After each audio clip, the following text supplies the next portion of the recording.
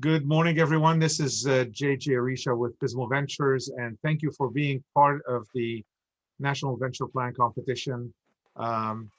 Today, we have with us Angelo Ponzi. Angelo is a marketing guru, and today he's going to talk specifically about marketing as the growth engine for startups. So I will let Angelo take the floor in a couple of minutes. Just an update on the competition. We will end round one judging on the 8th of, so which is this week, on the 8th of October.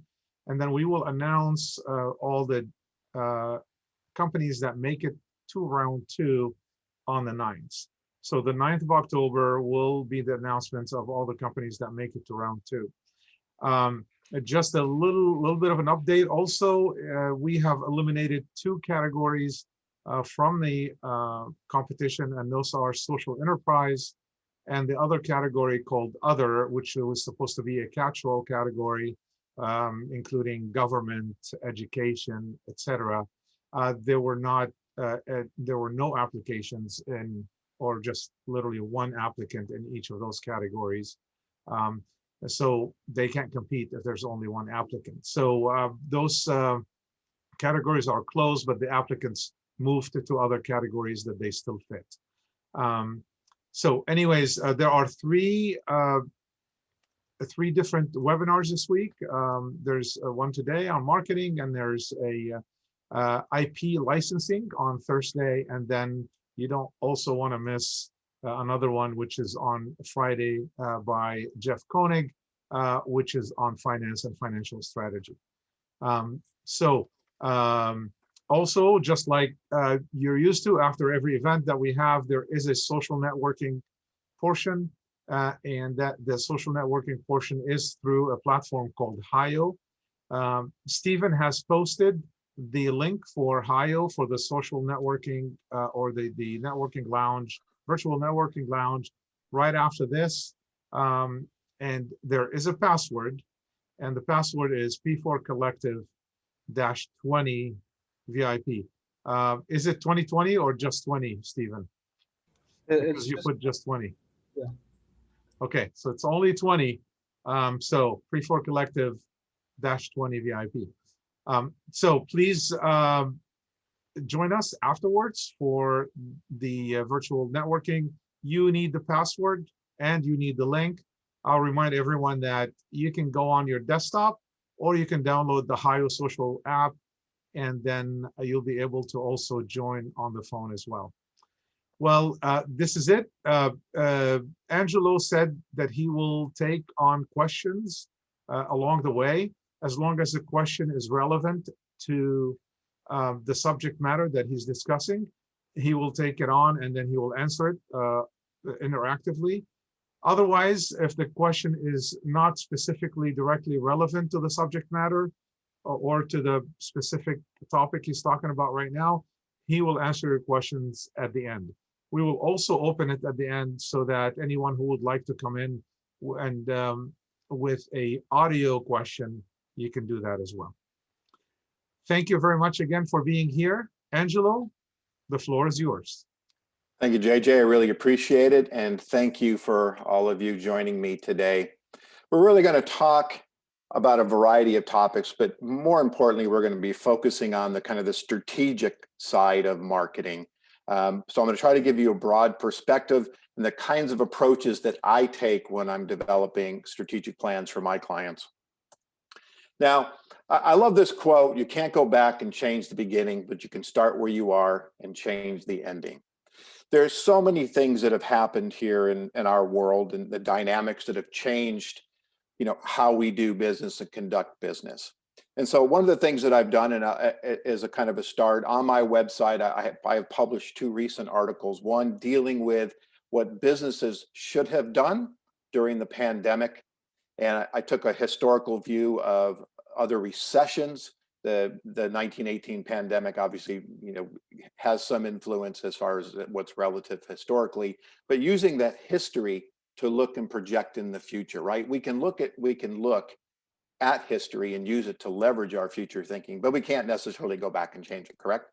And the other article, which I just recently published, is all focused on what COVID has done to marketing, if you will, and kind of from a business structure and looking into the future, kind of starting now and moving forward. So I encourage you to check out those blogs on my website. I think you'll find some really good information in there, and actually some of it I'll have in this presentation today. Now, I love this because hope is not a strategy and marketing is not tactics. I can't tell you how many times when I get phone calls, it's all about the tactics. And my point is, that's great, but what are we going to say? How are we going to message? How are we positioned? What's going on with our competition? Because we look at that as the relevancy to our target audience, right? The tactical side is really the vehicles, if you will, and how we reach them. And I'll touch a little bit on that later on. But it's about that strategic aspects, taking it up, understanding the messaging that's relevant within the specific vertical that you're targeting or within multiple verticals that you're targeting, right?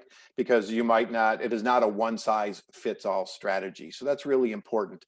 And also when I talk with with startups, I also mentioned the field of dreams syndrome, I call it, right? Build it and they will come.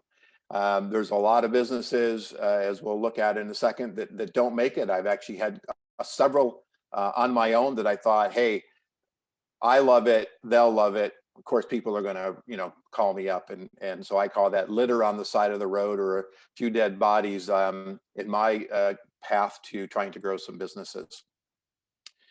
So it is essential that you work on your plan, you develop your plan, and do everything you can to stay on that road. If we've learned one thing, the road is not smooth, right? It's twists and turns and lefts and rights, and there's a lot of things that we are experiencing today that marketing tends to be, a lot of people view it as an expense item as opposed to an investment. And so what typically happens, and through my years of experience, they start to cut marketing, which is a mistake. And again, those articles I just talked about will address some of that. So you'll have to think, you have to work on your business, invest time working on your business, just not in it every day. And that gets back to that idea of strategically thinking about your business and how you're going to reach the goals that you're trying to achieve. If we look at this kind of visual and from start to finish, as you can kind of see, this is just a lot of the things that can go on that can interrupt, cause problems, and we're not even addressing money at this point in time, that can really change your course of business. But I love this quote. This is 90% of business leaders claim their company fails to reach their strategic goals due to poor implementation. So you can have the best plan. You can really spend the time putting something together, but if your implementation is not followed through, is not well thought out, you can have a lot of issues. So a lot of times this is where things go wrong. It's not the planning aspects, it's what the execution. I worked with a client last year that we laid our plan. We actually had ways for them to grow, look in adjacent markets, and those plans were not executed on because they were focused on their core business. COVID has disrupted their business, and because they never invested the time to really execute on their strategic plan, now they're in trouble. So who am I?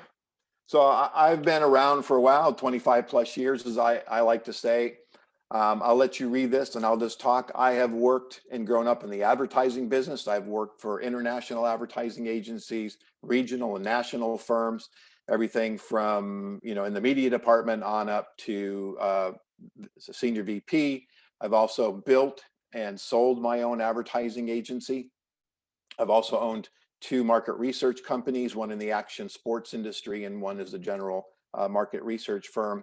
And I've also sat in the client side chair, everything from international product manager to director of sales and marketing to director of marketing, VP of marketing, CMO, and CSO, which is chief strategy officer.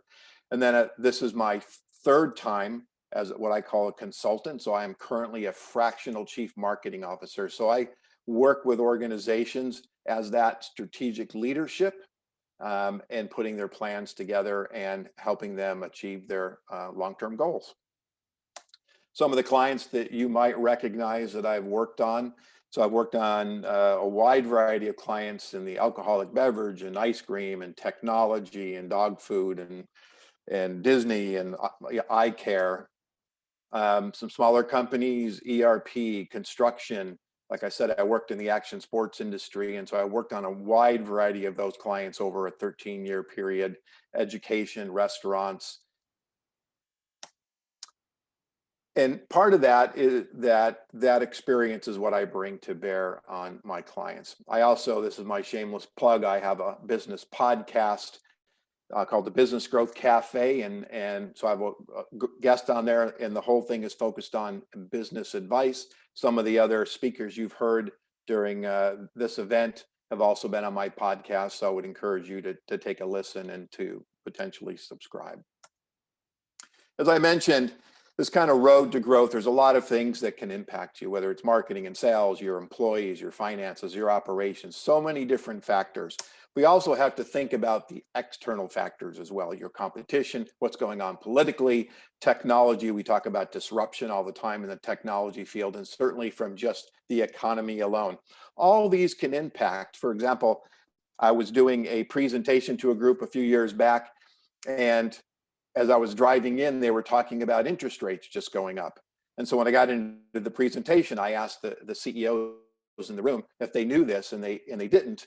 And so right then and there, literally within a 30-minute window, the impact of their ability to borrow money, for example, just got impacted, right? So you've got to constantly keep your finger on what's going on both internally and externally for your company and in the marketplace, in the market that you serve. So part of that then, because of all these twists and turns, and these are probably statistics you already know, but I'm going to read some of them anyway, because I think it's important to keep things in perspective. The build it and they will come mentality, it just doesn't work. There's so many kind of uphill battles, as I've been trying to demonstrate, as you go forward, not putting in the right energy and thinking about your marketing. And when I say marketing, when I look at a company from a marketing standpoint, I look holistically, right? Because marketing isn't a silo, right? We work with sales. What we do impacts operations, it impacts finance, it impacts HR, it impacts manufacturing, it impacts inventory. I was with a client about 6 months ago, and we were talking, and we had everybody in the room, and the CEO said to the group, what would be the biggest wish in the sales department? And somebody said, I'd like $1 million order. And everybody cheered and clapped. And I said, great. And I turned to manufacturing and said, if we got $1 million order in tomorrow, can we fulfill it? And the answer was absolutely not. We don't have the inventory. We've got issues with China. We don't have the manpower. And so looking holistically of what you're doing and how everyone in your organization, I call it, it's a team sport, right? Because everybody is impacted by what you're doing and the decisions that you're making. So I'm sure you've heard this before, about 90% of all startups fail. Failure is most common in years 2 through 5.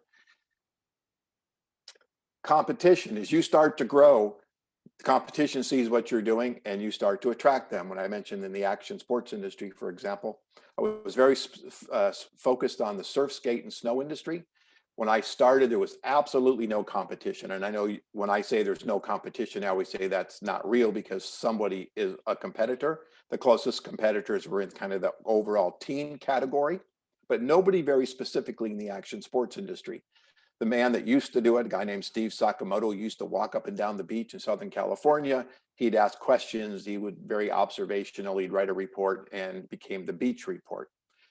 He passed away. 5 years later, Surfing Magazine came out with a study. They spent $100,000 in putting a study together. 2 companies bought it at $6,000 a pop. It failed. 10 years later is when I introduced my company. 5 years in, all of a sudden I had competitors. It was a very attractive market. The industry was growing. So you're most likely going to attract competitors if you have something very specifically going on.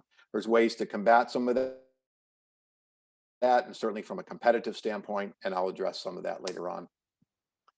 Lots of different areas, whether it could be pricing, could be user-friendly or unfriendly products, poor marketing, certainly mistiming in the marketplace. There's so many different factors that can affect what you're doing. Let's get back to working on your business, really understanding the dynamics of the market that you're really dealing in. And certainly paying attention to your customers. If you've heard me speak before, or you know me at all, or been to my site, or know your customers, this is my mantra. It is the root of everything. If you don't understand your customers and the people that are going to buy your products or services, then you hopefully will not end up on these slides when I'm talking about this in the future. That is the key to understanding their motivations, their behaviors of why they're going to buy your product or your service. And then in 2018, a few years back, 82% of businesses went out because of cash flow problems. And then these are some leading causes. So again, as I think back to that chart that I showed you as you grow and certainly implementation, there are so many different factors that can impact your business as you're growing along. And so I ask you in this situation to think back and maybe take a note and think about the stats that are very specific to your industry, right? These are general, these are broad, but what's going on if you're in the medical field, if you're in technology, if you're in healthcare, what's going on in your specific industry, your specific vertical that has an impact on your potential growth? The other thing I like to talk about before we get into some more specifics is, what are you passionate about? I have spoken to startups that approach their business as get rich, right? Here's my plan. I'm going to launch this company in 5 years. I'm going to sell it. I'm going to be rich, and isn't this great? And yeah, ultimately it is about maybe money, but it's about passion. If you're not passionate about what you're doing, it becomes robotic in a sense. I mean, people can tell if you're not really into what you're doing. So I encourage you, if you're developing a product or your service, have some passion behind it. The action sports industry would be actually surprising because I've never surfed, skate, or snowboarded in my life. However, prior to that, I spent 10 years with an organization called Pacific Sunwear doing their research. That's what got me excited about the action sports industry, got me very passionate about it. And I'm also a researcher, and so I combined those two things to start that business. So again, what about your industry makes your heart sing, if you will? Really, again, back to that passion. So here's some questions I want you to ask yourself. Who are you selling to? Again, back to understanding. You notice that's the first one out of the chute. Who are you selling to in your business? What are you going to say to them? And it sounds silly, but a lot of businesses tend to focus on them, right? Our products are great. Our products are wonderful. If you use our products, it's fantastic. But take a different perspective, depending on who you're selling to. I go back to a client in the Christmas industry, for example. When I started working with them, their focus was on Mr. Mall. If you use our products, they're quality, they're going to survive in the rain and the snow, and they're going to last a lifetime. My point was, who cares? Because the mall is buying those decorations because they want to create something special. They want to create a theme. They want to create a destination. So we got them to change their messaging to speak basically to the mall's customers. Your customer is going to come. They're going to have a memory. They're going to come and share it with their kids. They're going to come back to take pictures. Why? Because you're creating memories that'll last a lifetime. And our products are solid, right? So it was a different way to message. And so I encourage you to think about that. Where will you sell to them? The other thing is in looking at distribution channels. Is it going to be direct? Is it going to be through manufacturers' reps? Is it going to be a combination? You're going to have inside sales. So again, all these become very important, but not only how you're going to sell it, again, how do your clients buy? If you don't know how they buy, and they're buying direct from all your competitors, and you decide to just sell online, or you decide to use some other channel, potentially you're missing the window. And in the decision process, what's that journey that they take? And I'll talk about that because that has fundamentally changed because of COVID, and we'll address that. So again, understanding your customers. You hear a theme going on? Your customers. What is the journey that they're taking? How are you building awareness of your product or your service How are you nurturing through the sales funnel, if you will, to get them to the point of awareness, interest, consideration, trial as you go along? And why should they buy from you? What's the compelling reason? What differentiates you from your competition? And what value do your customers get by working with you versus somebody else? So what business are you in, right? Now, I've said this before. Somebody could say, what business are you in, Angelo? I could say I'm in the marketing business, but that's really not the business that I'm in. I'm in the business of helping companies grow, and marketing is just a vehicle that I use, right? So what is your value and what services and what companies get from you? So here's a couple stories, right? CEO of Black & Decker once said, people don't go to a DIY store because they want one of our drills. They go because they need a hole in the wall. Wonder Bra and their internal communications to their staff sells, we don't sell underwear. We do not sell lingerie. We sell self-confidence. Harley Davidson says, we don't sell motorcycles. We sell the concept of freedom to middle-aged men. Right? Starbucks understands their business is creating a social experience, not just selling coffee. And Nike isn't in the shoe business. Nike's in the business of inspiring athletes and all of us. Right? So again, what business are you in? And this is a great quote from Scott Cook, is the brand is no longer what we tell the customer it is what customers tell each other it is. Right? So it's making sure that the message and what you're trying to put out there resonates with your audience so they understand it and becomes relevant in their lives and their whatever they happen to be doing with your products and services. And this is really important. It takes a long time. Brand building takes time. It's not something you can do tomorrow. It takes time. And so let's say it takes 6 months, 7 months to really get your brand entrenched. And it can take literally seconds to destroy it. So protecting your brand, and because your brand can pivot, right? You might have one product now or one service, and you can build multiple products and services under your given brand name. If that brand gets damaged, everything underneath it tends to get damaged as well. So another point to take away is the brand is utmost something you need to protect as you're going along. So when we kind of start to get into the planning aspects, we look at, what is the size of the market that you're working in? What are your revenue goals? Now, I encourage you when you start thinking about your revenue goals is to go out into the future, where you want to be, and start working backwards. Don't start from today. And as you're putting together your programs and your pitch decks and all those things, the thing that is nails on a chalkboard that you're seeing here is it's a billion-dollar industry, and all I need is 0.25%, and that's great. But how are you going to get there? What is the process? How long is that going to take? So I like to encourage, when I'm putting together strategic plans, is to go out 3 to 5 years, identify where we want to be from a revenue standpoint, and start working backwards, because it might just not be product sales. Company I was working with about 18 months ago, our expansion included acquisitions. We wanted to move across the country out of Southern California. We needed to identify where the market opportunities were. And as we started to identify them, now we had to deal with, well, we can't ship inventory from California. Now we need warehousing. So what's the cost of warehousing in Houston versus Chicago versus New York? So from our strategic planning aspect, we could identify the markets that we needed to go to, but we also had to understand the financial impact of going to those markets. So, and again, working backwards and how we are going to get there, could we grow the revenue enough to support those in year 2 or year 3 and those kinds of things.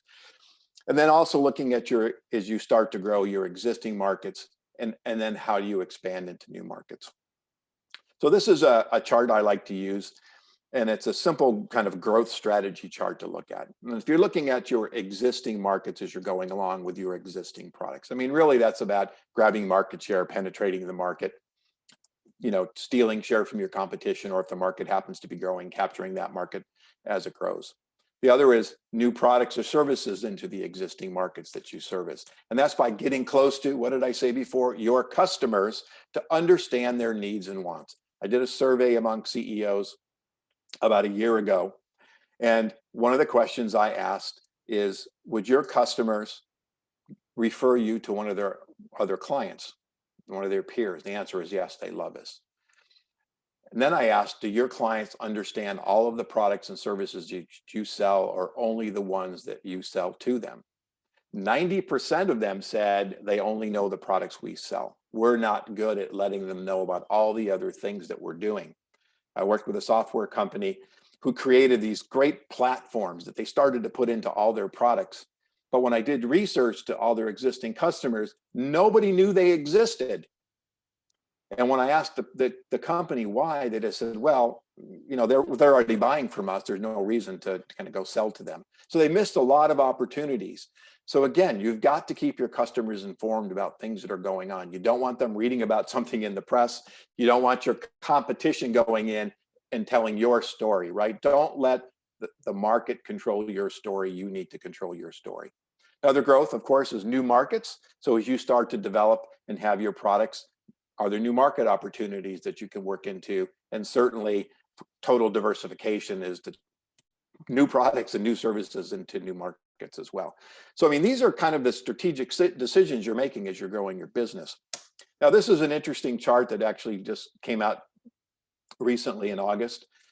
And it was among CMOs, and as you can read there, from North America, UK, France, and Germany. And what was interesting, it just happened to mimic what I was just saying. And about, was that 79% said they're going to focus on existing products and existing markets and introducing new products to existing markets. Why? Because they're already entrenched there. It's less costly to develop markets where you already have a presence, where people are already aware of you. If you go into new markets with new products, you're dealing with potentially companies or potential customers that have no idea who you are. You've got potential new competition that you don't know who they are. So now, instead of maybe being a leader in an industry, or certainly a player in an industry, you become a challenger. Those strategies all change. I worked with Gerber Foods, and they were launching a product in France. And when they went into this particular geographic area in France, they went in as the baby food leader, right? We are Gerber, you know, blah, blah, blah. But what happened is they didn't really do their homework, and they found that there was a baby food manufacturer in France that had been catering to the market for years. So they went in with a leadership mentality, and the reality is they should have gone in as a challenger mentality. Totally different way to think, totally different way to message. So again, back to understanding your customers, the people that you're going to grow to within the markets that you serve. And if you decide you want to expand into adjacent markets and things like that, you need to understand that. Back to the Christmas company that I talked about.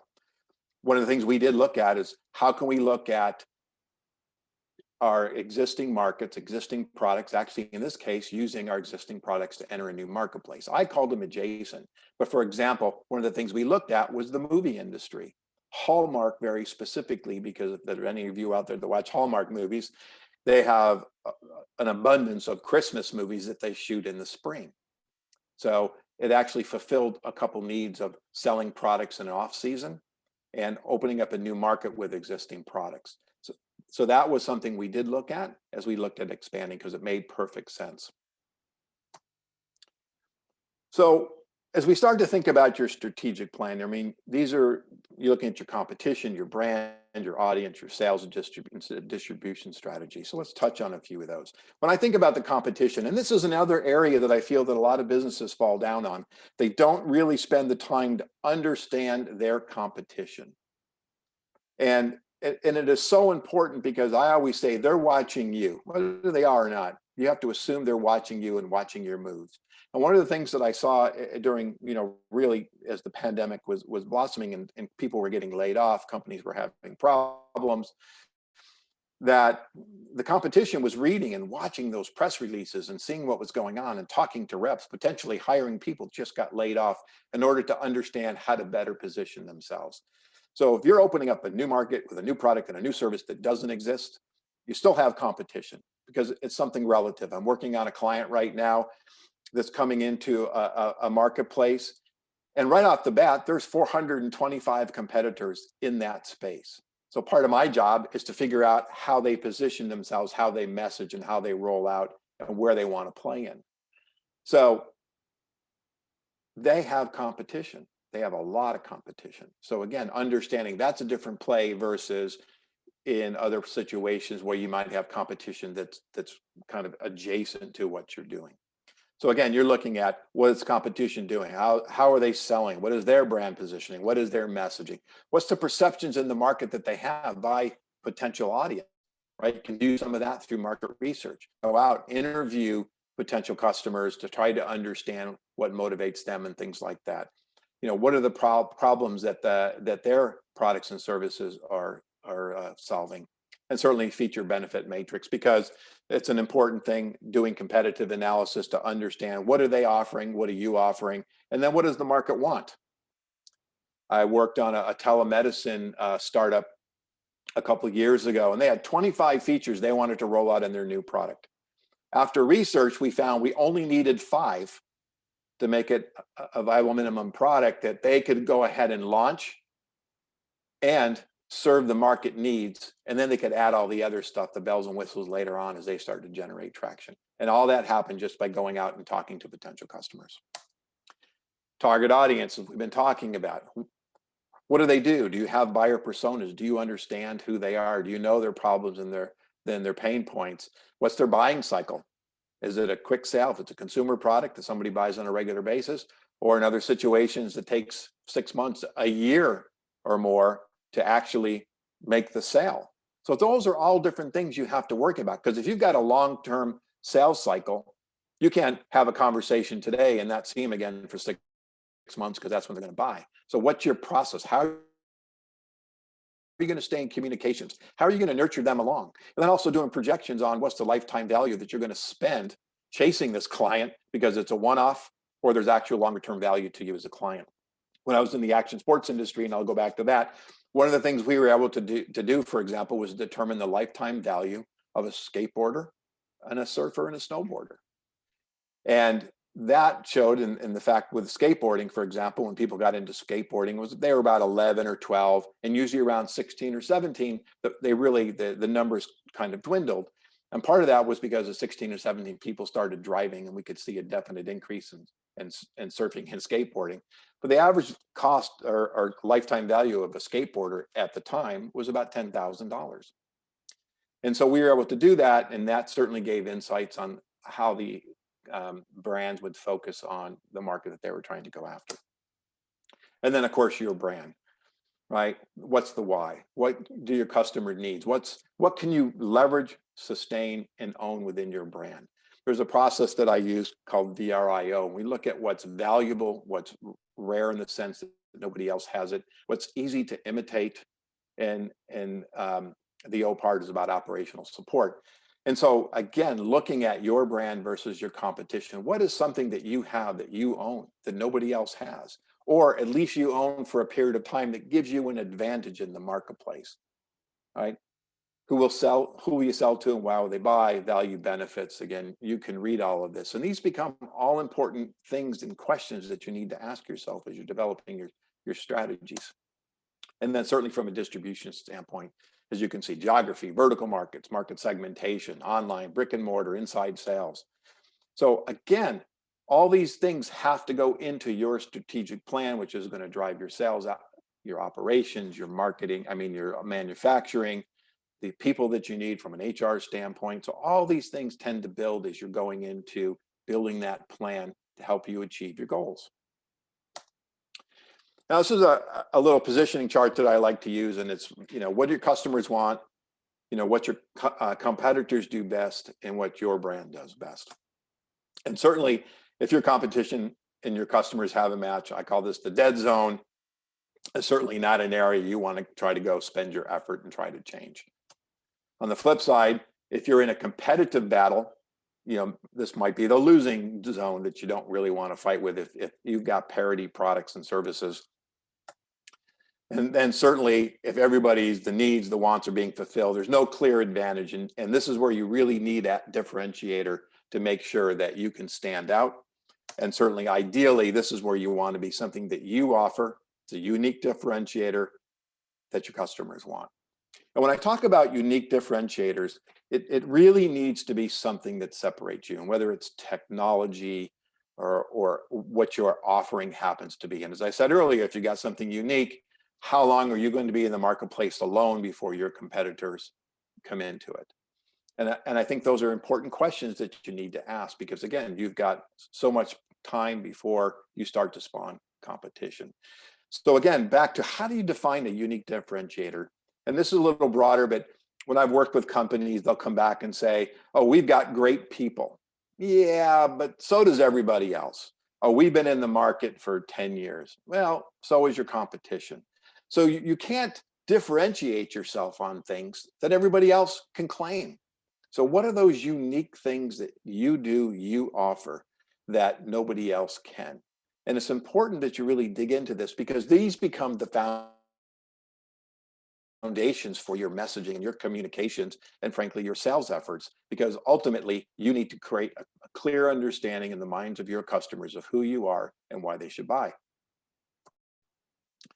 Now, you've heard me mention this earlier on, start with the revenue. So I love this chart, start with the end in mind and work backwards. How are you going to climb this hill? Because it's really important that you just can't start and start going and start moving. I spoke to somebody the other day that that called me in for some advice, and the product that he's developing in the markets he was talking about, most of them are there's such other competitors in the marketplace. I mean, it was like, you've got such an uphill battle. Even I don't know how you're going to achieve it. But then he said one thing that created a potential opportunity for him to pivot and go into something that nobody else is really fulfilling. While the market might not be as big, potentially creates an opportunity for him. So again, where do you want to be? How do you work backwards? Well, what are those influences you start to build your plan? So this is kind of a quick overview of the kinds of things I like to put in plans, right? So about your brand, there's the VRIO I talked about, looking at SWOT. And if you've developed a SWOT analysis, please use it. I was working with a company that we were sharing their SWOT analysis for 2019. And they said, yeah, we've been doing these for the last 5 years. And I said, great, can you give me the last 5 years? Because I'd like to see, what's changed.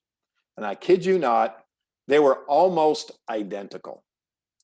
What just told me is that was just an exercise they went through, but there was no follow through to actually execute and make changes in their SWOT and really tackle the things that were threats or grab those opportunities, or what the weaknesses are, those kinds of things. So again, if you're going to go through these exercises, they're not exercises, they're part of your plan. They show you a path, and you need to work on those. Again, work on it, not necessarily in it all the time. Carve out some time, right? Voice of the customer, VOC. What are the needs, wants, and behaviors? Value propositions. And again, I'm not going to sit here and read all these things, but there's a lot that goes into developing your plan. And so you really need to spend those times and continue to nurture and move these things. And you notice I have other over here, which gets into the finance, HR, all the other areas that also have to come into play as you're developing your programs. So I like to look at the opportunity, and then look at current customers, if you have them, and prospective customers, right? And that VOC that I talked about. Now, voice of the customer, really, you're going to get that by talking to your customers. And that doesn't have to be expensive. It could be interviewing and understanding the people that have already purchased your product, that what were their motivations, right? What were their behaviors? What was behind them to make those decisions? Or prospective customers, you can go out into the marketplace. So there's, one-on-one interviews from a qualitative standpoint. There's quantitative studies where you can actually do a survey, survey says something that's more projectable.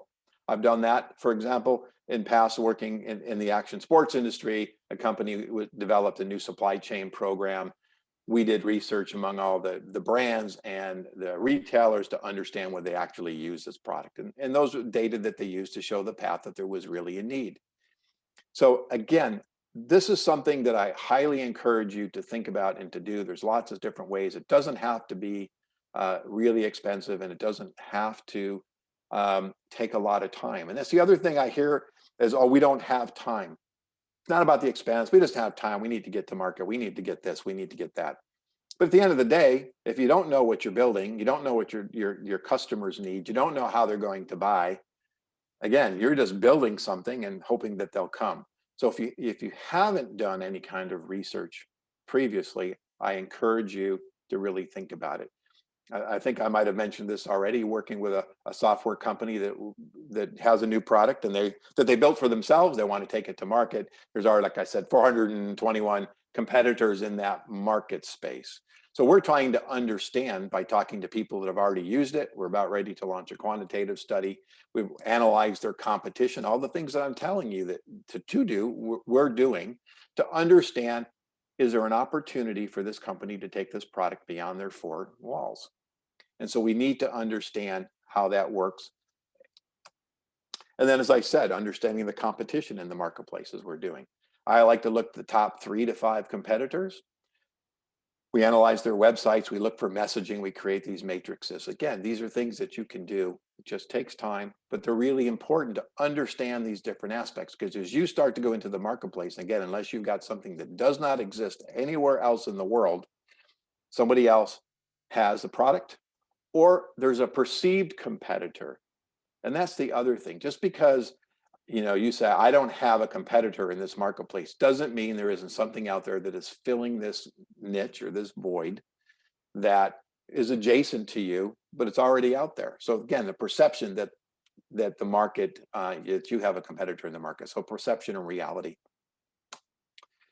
And again, as I talked about current customers, and you saw this chart before. So this is kind of how I start to bring it all together, looking at those opportunities and how we meet those opportunities based on the needs of the marketplace.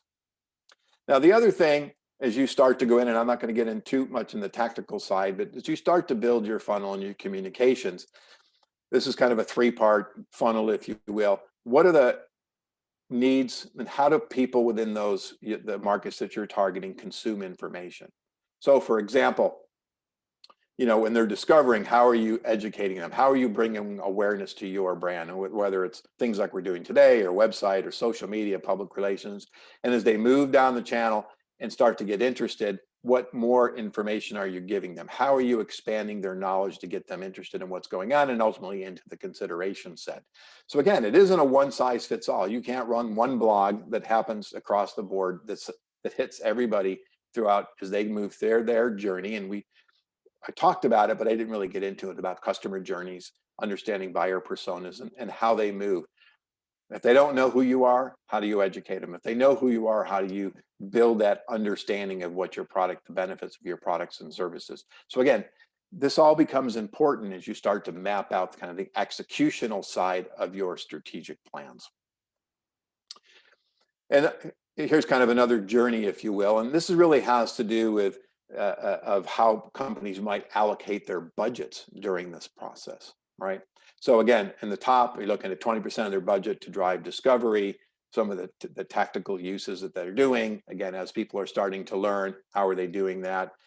16% of looking at trying, and then 21% towards buying, 13% toward using. So as you can kind of see, it's back to not only how they're moving through the channel, but also how are you allocating your budget. I worked with a company. When I started talking to them, they had 5 vertical markets that they were selling to. They had a one-size-fits-all message, and their budget was spent equally 20% in all 5 markets. But when we dug into what was really going on and where the revenue was coming from, it was only in 3 vertical markets that was really driving the majority of the market. And they were not the leader yet, and they certainly didn't have the largest market share. Yet they were investing equal amounts of budget into markets that really weren't yielding hardly anything. So we made changes. So again, you've got to constantly be paying attention as your plan. A plan is a living, breathing document that I always say, the day you say your plan is ready, 5 seconds later, it just changed. Something happened out there that just changed your plan. So it isn't something you build and you stick on the shelf and you don't look at it. It's a constant referral as you work through your programs with your team.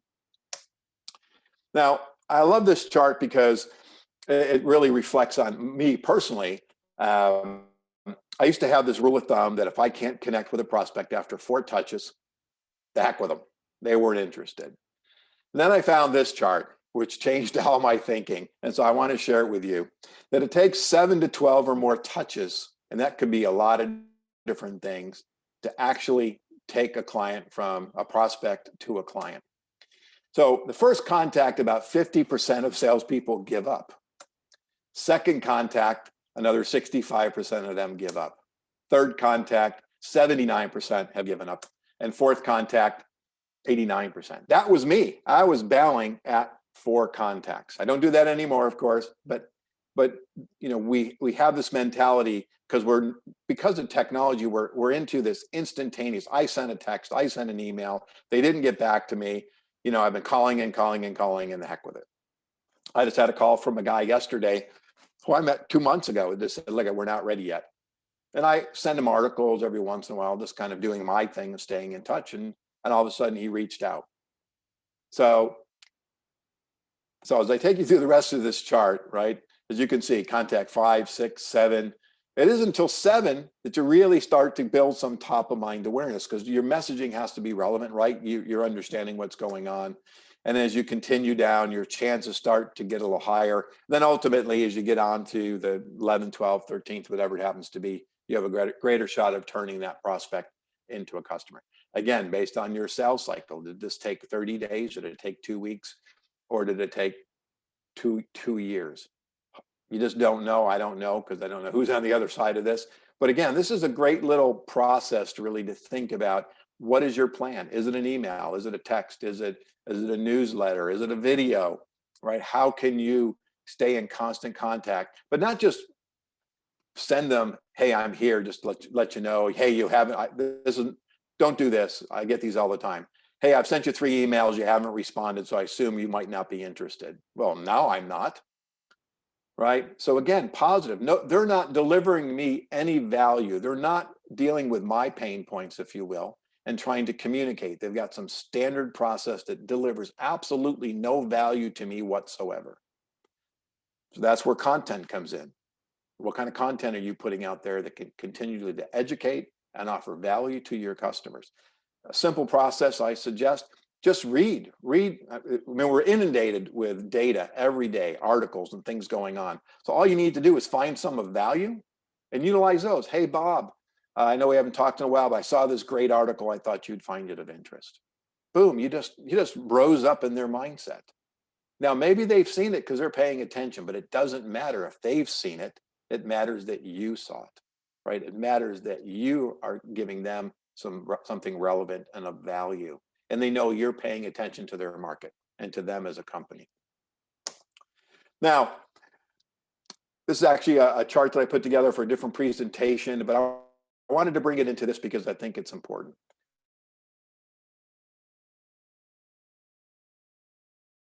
We know this, I won't go into all of that. So typically in the marketing world, right, marketing was used to build awareness, generate interest, maybe some consideration. And then when we turned it over to sales, and they took it from there to drive it home, right? Sales and marketing is symbiotic relationship. It should never be adversarial. If you got an adversarial relationship between your sales and marketing team, you need to rethink that. But what COVID has done is changed it, where marketing now is reaching deeper into the funnel. So now we're also talking about the consideration and driving that intent and evaluation of products and services. I mean, there is more work going on right now online by businesses doing their research. So your presence online, which you all know is important, is even more important than ever before. And making sure that you have the right message and right messages as they're moving down this funnel. So this is a chart that I found by McKinsey, and I love it. And I've used the first part before, that 85% of people doing research online has increased. So from 35 to 65, it's an 85% increase of people doing research online, if you will, self-service about your business. And so I always used to say, if this has changed, so you need to be there. You need to make sure you have a presence, and your presence is strong and communicating the right way, because they're doing research online. But what has changed is this middle one, is the evaluation.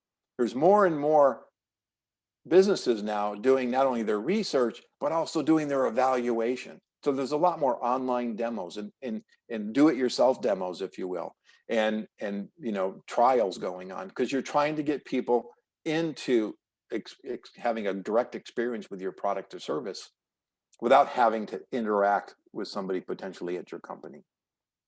Now, if you do offer, set up a meeting. I encourage you to make sure you follow up on it. Why? Because if that's your brand promise and that's what you're offering and you don't fulfill on it, you just created a poor image. And a case in point, I'm looking at a piece of software and they keep saying, click this button to set up a one-on-one demo. I have clicked that button 3 times over the last 2 weeks. I have yet to hear from a single person. So I don't have a good feeling about that software and about their support. So I'm probably going to move on. So part of your offering is to make sure that whatever you're saying, you're fulfilling. I had a client one time that their customer service line that he wrote went something like this. If you have a problem, email us. If you don't hear from us in 48 hours, give us a call. And I tried to explain to them why that was a bad customer service offering, because we basically said, you're not going to hear from us at all. And so again, as I would say to him, if we're promising that we will take care of you, if you buy our product and you use our service, we're there for you within 24 hours, blah, blah, blah. And we need to fulfill on that. We don't need a caveat to say, if you don't hear from us, we'll call us in 48 hours and we'll take care of you. And so again, as you're thinking about this stuff and you're going online and making promises to your potential customers, as you build this, and certainly going online and looking at potentially doing online demos and things like that, make sure whatever you promise, you can fulfill on. It takes a long time. If you remember, I said 7, 8, 9 months, whatever it takes to build your brand, and it takes only seconds to destroy it. Like this company I'm just talking about. They have a lot of products and services, and I looked at one, and I'm already unhappy, and I'm only in the trial stage. So I'm going to leave you with 10 questions that I want you to ask yourself. First question is, do you know which customers are most valuable in terms of potential revenue and profitability? So again, back to that customer, who is your customer? But like I said earlier, not every customer is a good customer.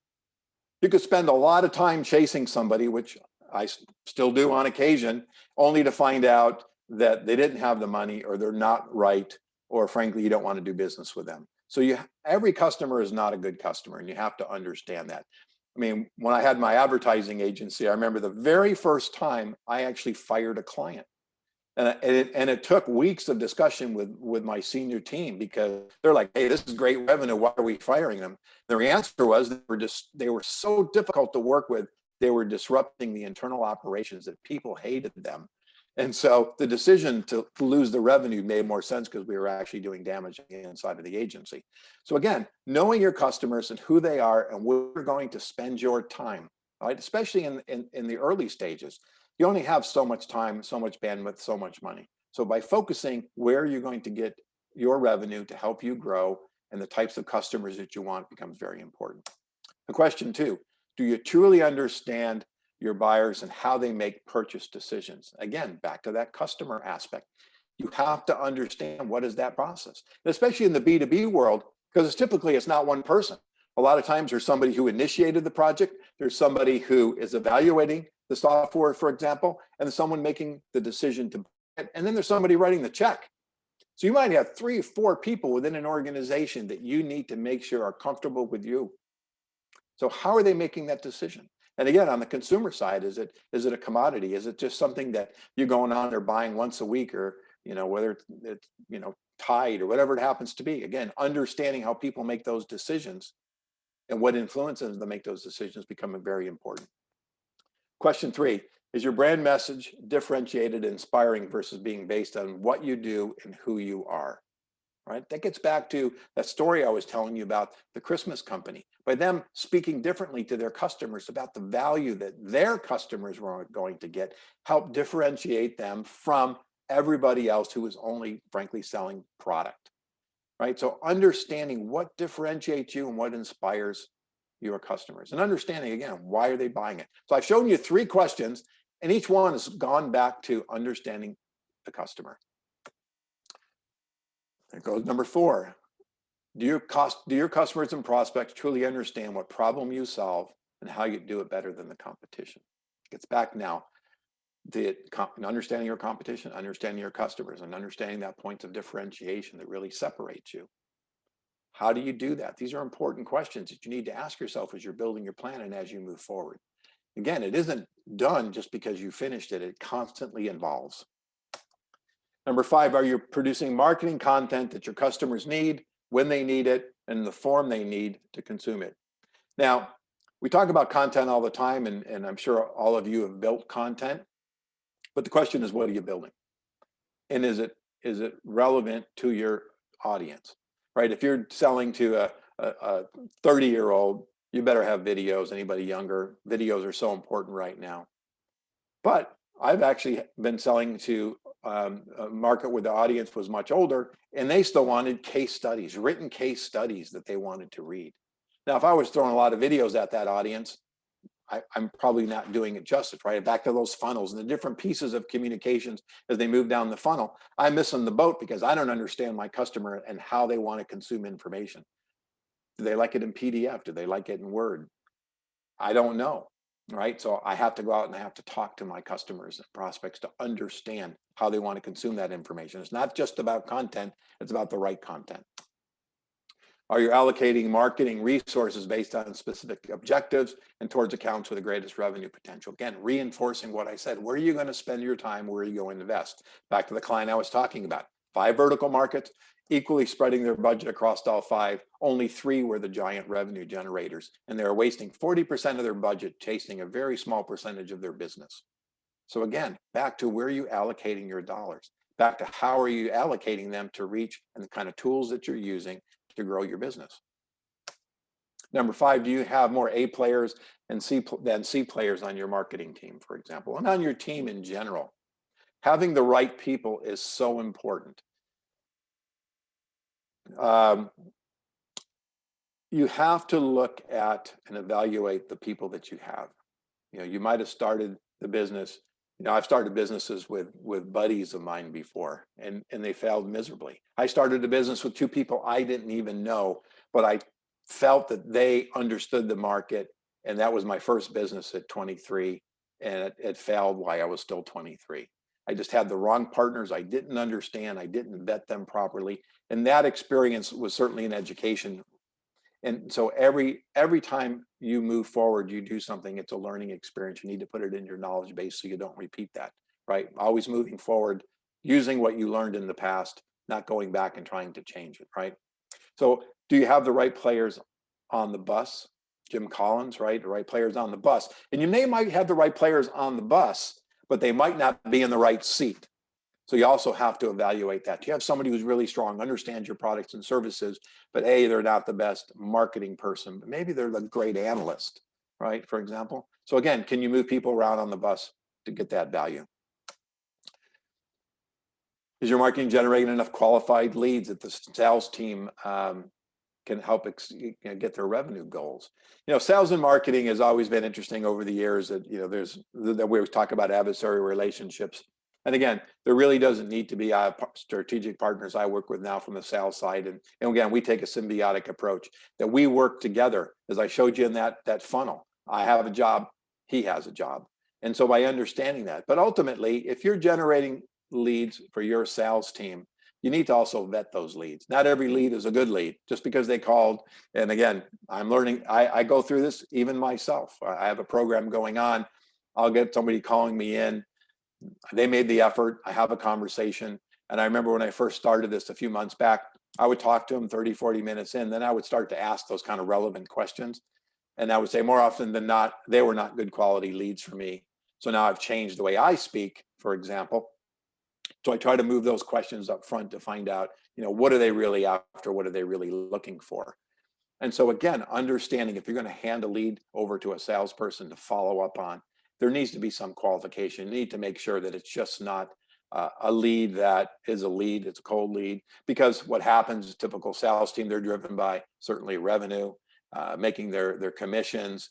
And what I've seen over the years is marketing hands over leads. They call the first 2 or 3 folks, for example, they're bad. They assume every lead in the bunch is bad.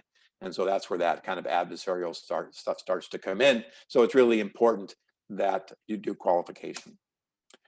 Are you customizing campaigns and content for specific vertical markets? Again, reiterating, the conversation I've already had is understanding the markets. Just because you have a product and services just doesn't mean that each of the vertical markets that you sell to are the same, because there's different needs. I worked with a software company and had a CMS product, and they were really looking at that kind of one-to-many strategies of companies that had multiple offices, franchise, associations, and things like that. Well, it's all one-to-many. Hey, why not use this product? Because you can push out content to all of your franchisees, all your association locations, all to your multiple offices. But when you dug into it, the needs of a franchise was very different from the needs of association, was very needs of a multi-officer or a worldwide organization, for example. But if we did a one-size-fits-all message, it wouldn't work. So again, understanding back to the relevancy. How do you do that? Back to the customers. How do you do that? Back to doing some market research. How do you do that? Understanding what's going on to really dig into what is the right message that shows that you have relevant content or a relevant solution to their needs and wants. Because again, there is no silver bullet in marketing. I have a blog on that, right? Silver bullets or Lone Rangers or killing werewolves. That's all. So if you've got a silver bullet strategy, you need to step back and you need to rethink that. 10, are you making marketing decisions based on more data than intuition? There's a guy named Glenn Topersky, and I can't remember the name of his book, but it's about making gut decisions, things that are intuitive. We can talk about a variety of case studies where people sat around in the boardroom by themselves making decisions without ever going out and doing any of the things that I'm talking about. Case in point that I love to share as a case study, just checking my time here, was Vizio.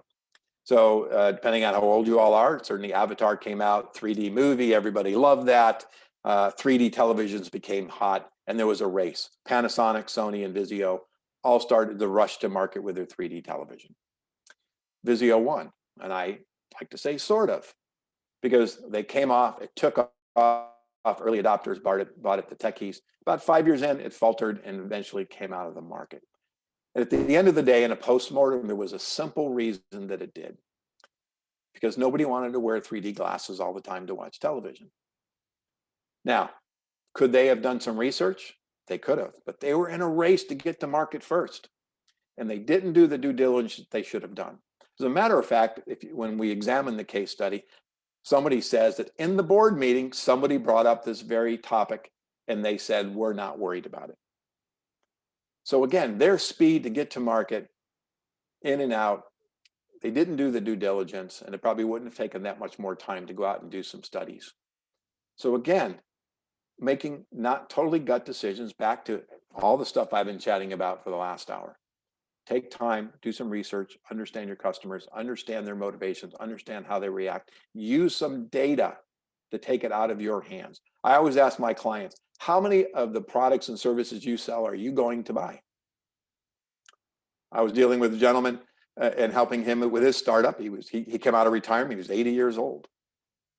And based on their products, we were selling to moms and dads and basically 16, 17, and 8-year-old kids. Yet he kept making the decisions based on his gut. And I constantly said to him, you can't make those decisions. Number one, you're not the audience. You're not even close to being the audience. But he didn't want to listen.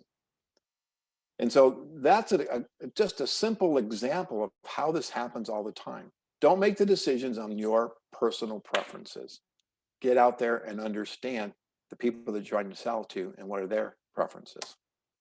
So that kind of concludes my talk. I know there's a lot of stuff. We could talk for hours on all of this, but I will open it up, JJ, for any questions. I thank you for spending time with me over the last hour or so. It's been a little over an hour. And happy to answer any questions today or tomorrow, whenever you would like to ask. Thank you. Thank you, Angelo, very much. So we have a couple of questions that are in the Q&A. If you can open that up. If you have our over your screen towards the bottom, you can click on the Q&A and open them up. There's 2 questions. Anyone with questions, please go ahead and ask your question right now. We'll open it up for a Q&A at the moment, and then we can open it up for live audio questions in a bit. So Do you Sure. have any questions, Angelo? I do. You know, I love the first one because I've heard that before. 50% of marketing works. The problem is nobody knows which 50%. So there is, like I said, there's no silver bullet. There's no one answer for marketing. And it is, frankly, there's an experimentation to it. But a lot of the things that we do, and from a research standpoint and understanding the competition, helps to mitigate some of that because you're out in the marketplace understanding and developing that intelligence so you can use that in developing your strategies and how you communicate to help minimize. So the other side we didn't really talk about, we talked about kind of research up front, but on the back end, whenever you're developing your programs, there needs to be feedback, right? That feedback loop, that measurement. You have to have things in place to be able to measure what your goals are, how effective your programs are doing, and make adjustments along the way. I mean, with technology and the way it is, when we look at Facebook and some others, you know pretty quick if things are working. You don't have to wait 6 months while your campaign is not working to make changes, right? Now, if you're running print and it takes 30 days or 60 days or 90 days, for example, you know, those are different kinds of cycles. But when you're dealing with a lot of things that we do with today, you can make quick answers. So what's the right 50%? I don't know. But if you're using the kind of the strategies, the research and things that I'm talking about, they can help bring that down to get you closer to understanding what those happen to be. That's the approach I take. That's the approach I've used for years. That's why research, frankly, is a core part of my offering and what I do. As an entrepreneur launching a product that's heavily dependent on Marcom executives, do you offer a service where I can pitch you and give you marketing expertise feedback? Yeah, I'm happy to, Austin, have a conversation with you. You know, it's interesting. I was talking to somebody the other day, and their product that they were talking about, or their service, part of it would have been selling to advertising agencies as a marketing, as a medium for marketing and sales. And my experience is marketing people are tough to sell to. Agency people are really tough to sell to. I remember back in the action sports industry, I was sitting across the table from the marketing manager of Body Glove. And I was showing him the latest research. I'm talking like yesterday of where his brand fit and all the things that impacted his brand. And he looked at me and said, "This is fantastic information. But you know what? I finished my marketing plan a couple of weeks ago. So let's talk in a year and we can look at your data." I literally wanted to jump across the table at this guy and give him a knock upside of the head, right? So depending on who they are and what it is, it becomes very difficult, not impossible, to go into big agencies versus small agencies. Again, marketing people, especially in agencies, I've been there, especially in the creative side, a lot of egos to deal with, but happy to have a conversation with you. Hey, Angelo, maybe you could tell them about the workshop that you're going to be running, so that way if anyone is interested. Sure, absolutely. JJ and I, we put together a workshop, which I think he'll promote out later. And it is going to be a lot of the stuff that we talked about, but more specific on the types of questions and helping you build your strategic plan. The initial step is a couple hour initial workshop. We'll go through a lot of interactive, a lot of tools. Then you're actually going to go away, do some homework. I'll work with you during that time, and then we'll all reconvene at a period of time later, probably a couple of weeks later, for another couple hour sessions to actually dig in and have these kinds of exchanges where I can answer questions very specifically. So that'll be a great workshop. I'm excited about it. And some of the tools that I'll use there, I've been using with some entrepreneurs already, and I'm getting great feedback on it. So I think that'll be something really good for you. What do I think? Stephen, can you post the link for Eventbrite if anyone is interested? Yeah. More questions there. Yeah. Do I think of companies like Marketo? I think that there's a lot of great tools out there, from Marketo to HubSpot. There are so many tools that it's gotten to the point where it's a little overwhelming. So part of the tools is I do believe in them. I do use them. I actually probably have, I bet you I have 6 MarTech tools that I'm using to help me in my own personal marketing. Part of it becomes what's overkill. I use a group of tools. At the end of the day, I use one of the group of like 7 because frankly, they're extremely, the cost is great, but they're extremely difficult to figure out. I don't have the time to sit down and figure out all the tools. So I use one. And so that's probably not a great use of my time with trying to learn the others. But I think that part of it is, not only who you are, what stage your company is in, and what you really need and what you're after. And because of the onslaught of tools, like I've been evaluating tools right now that I can, add their code to my website that in theory is going to identify my visitors. I've done it 3 times now and it's not worked at all. I was shown another one this morning. Hey, I'm willing to try it. But so far, nobody's delivered on their promises. And so those tools might not be ready, but there's others that I think that can use. So again, from a tool standpoint, absolutely. I think you need to, but more importantly, evaluate the tools that are right for your business today and not worrying about something that's going to cost a lot of money, take a lot of effort, and you're not there yet. For a med tech company doing liquid biopsies for early cancer screening. Wow. Who's the best first customer? We're thinking CMS. That's right. I'm not sure I can answer that one. That one, that might take a little more thought than just off the cuff. So I think I might have to circle back with that one. I have worked with, like I said, some telemedicine. I've worked with some concussion management. For example, the concussion management one, our audience were people, neurologists. And I couldn't find a database, if you will. And so we ended up actually finding a trade show, which is a little more difficult these days. And we actually went to the trade show, set up a place where we could actually interview neurologists right there and expose them to what we were talking about. We got some great feedback that helped guided us into some other things. So again, you have to look at how difficult it's going to be to get the audience that you need in the research. There's a lot of research companies. There's a lot of panel research. I love panel research.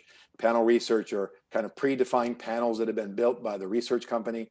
I know I use a group called Survey Gizmo. I know that SurveyMonkey has it, where you can actually go in and tell them what you're looking for, and they'll check their panels to see if they can, have enough people within their panels to meet your needs. So again, great question. I have to think a little bit more on that one. And I think that's all. That's the best answer I have at this point in time. Lean startup, the marketing budget is usually skinny, of course. How long should you typically experiment on your own before looking to working with an agency? Lily, the interesting part is, the agency in a lot of cases could cost you $1,000, $2,000, $3,000 a month. The media itself is relatively inexpensive. So I think you have to decide, what the potential is. And I'm not suggesting you totally do it by yourself, but there's a lot of consultants out there that might be able to help you with your messaging, help you really fine tune what you're doing before you invest a ton of money into an agency. Because again, there's still going to be an experimentation to it. I'm bringing in a digital firm, for example, on a project I'm working in. Part of the conversation with the client is it's going to be, 6 months before we really fine tune this thing. Well, that's a lot of money that the client's going to have to spend as we're starting to fine tune and experiment.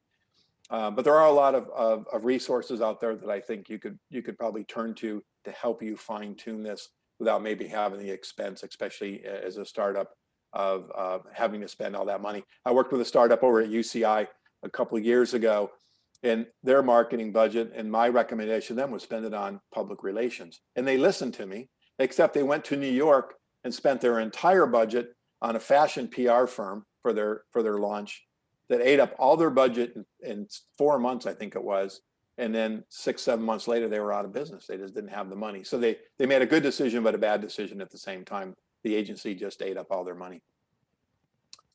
What should the percent of dollars be for budgeting and marketing? That's always a good question. What I like to do is again, depending on the product, the services, and those kinds of things. I mean, I've worked with startups that had no money, and we took everything we sold for the first year, we plowed right back into marketing as we kind of built the budget from scratch. But I think that what a lot of times that I'll do is I'll just frankly do some secondary research, identify the industries that I'm targeting, and start looking for industry standards. Advertising Age, for example, used to publish these percentages of investment by companies in marketing, and do some secondary research to what makes sense in the industry that you're working in. Because again, whether it's 2%, 5%, I mean, it really kind of depends on the size of the market, where you're at, how much share you're trying to get, how quickly you're trying to get to market and build your presence in there, and frankly, what you can afford to do. So again, I would just go do some secondary research and kind of scan around in the industries that you're working in. How can we effectively do marketing A/B testing for your marketing ideas? Again, I think there's a process to that, and giving it time to make sure. I'm actually running a test right now in a retargeting campaign. I've now changed my creative 3 times in 4 months. I'm just not getting the traction.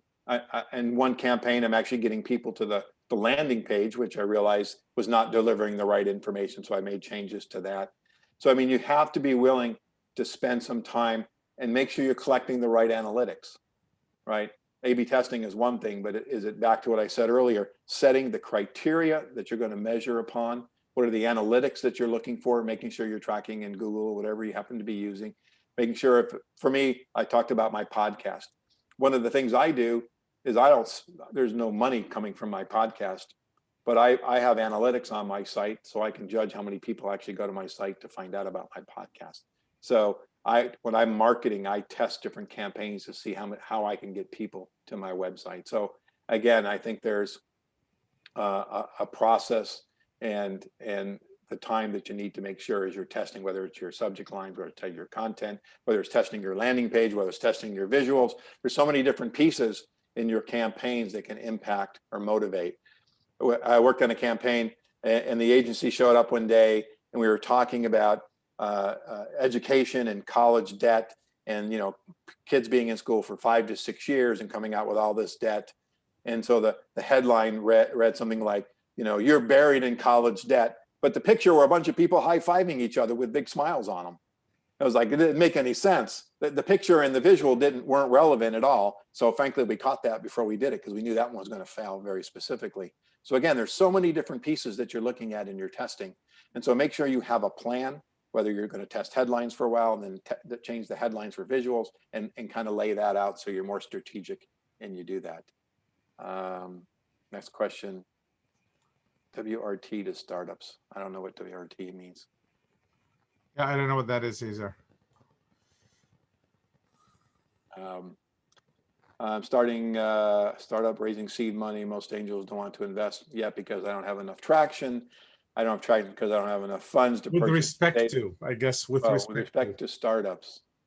Okay, I'll keep going with the questions. I'm a startup raising seed money. Most angels don't want to invest yet because I don't have enough traction. I don't have enough traction because I don't have enough funds to purchase the data needed to gain traction. Real estate data, how can I deal with this? Again, in these situations, I turn to secondary research. And if we've learned anything in this day and age, people publish tons of stuff. There's a lot of research companies like marketsandresearch, I think, .com, where they'll do a synopsis of a particular research study, which might cost $3,000 or $4,000, but they'll start to lay out certain pieces. They'll start to be indications. I've just built ideas for messaging strategies, size of market, competitive information that I can get just from a secondary standpoint and spending time digging into the market. And when you're digging into the market, I mean, if you're reading an article and there's a link, chase the link. Because each time you chase it, you find a little piece and a little nugget that can help you have a better understanding of the types of data that you might need and might find to help you build your case. I mean, ultimately, going into the marketplace selling, but going into the marketplace and doing the kind of survey work I'm talking about is most relevant, because then you can do things that are projectable. But secondary is important. And the only thing I caution you about secondary research is understand where it came from. If I, like that chart I showed you earlier from McKinsey, McKinsey is a very reputable research company. But if that chart said Bob's really good research company, you might go, well, I don't know Bob, and therefore, can I trust this data? So even in articles and things like that, you have to understand, do you trust the data, especially if you're going to bring it to somebody that could potentially challenge you on it. So again, trust the data, but that is a great way to gather information that I've used over the past. I mean, I'm currently using now. So I would suggest that to start there. When pitching VCs, it's better to be focused only on one product or present a few. Well, I'd probably actually refer to JJ on this one, but from my standpoint, I tend to think, you know, as adding that you can expand and you have other products is more important. But if you've got the first product that you're going to roll out with, what you don't want to do is confuse people, because if you got too many products and services you're rolling out with, the question is, how could you do all of that, right? How are you going to handle all of that? And so I think it's really becomes important, as for me anyway, would be to take that one product or service that you're going to bring to market and really create a case around that. But the fact is, you have extensions, you have things that you can grow your business. How are you going to grow your business beyond one product? I think becomes important. But if you come in and say, I got 10 products and here's how I'm going to grow them all. Again, my question would be, where are you going to focus? Where are you going to start?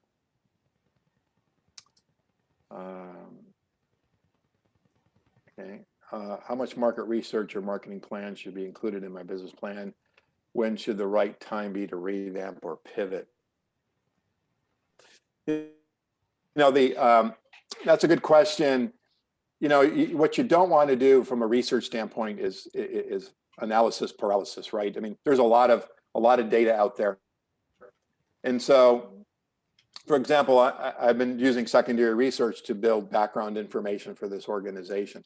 I probably have a stack on my desk at least 8 inches high of secondary research. But then when I went through it and really took out the points that are really driving the case, I mean, I'm down to 7 written pages. So again, it's not only gathering that information, but understanding how you're going to use that information. That is one of the biggest misnomers in research is research isn't going to tell you what to do. It's going to give you the insights in which to make those decisions. So again, having enough that says it's a viable market, it's credible, there's opportunities, and thus supporting data. Doesn't have to be a ton of data. It just has to be the right data that makes your case. All right. I think I got them all, didn't I? Yeah. Did I get them all? I think I did. You may have. All right. Any other questions? Anybody would like to ask a question via live audio? Just raise your hand if that's the case, and then we'll bring you right in. As mentioned earlier, Angelo has a workshop that is on Tuesday, December 1st, and also Tuesday, December 8th. The early bird registration is on right now, and the link has been posted. If you are interested, you can click on the link and register. And the workshop will be more hands-on with strategic tools that you can use in order for your marketing efforts and marketing strategy in general. Anyone else for a question? All right, anyone else for live questions, raise your hand. Okay, we'll wait another minute or so, but meanwhile, I'll let you know that, as usual, we have a virtual networking right after this, and Stephen has posted the link and the password. You need both, so please grab them, select copy somewhere else, because when we end this webinar, you will not have access to the chat portion. So please copy the link and copy the password to be used. All right, it looks that's about it. Angelo, thank you very much for doing this. This was great. A lot of comments, and I've received also emails saying that was really very valuable webinar about marketing. So it is really a pleasure to have you and to be able to provide this valuable information to the entrepreneurs. Yeah, happy to do it, and good luck to all of you out there, and hopefully we'll see you on the other side. All right. Thanks very much. So we will see you. Also, Angelo will be jumping on the virtual networking time, so he'll be there, and we'll see you on the other side. Thanks. All right. Thank you. All right. Bye-bye. Bye-bye.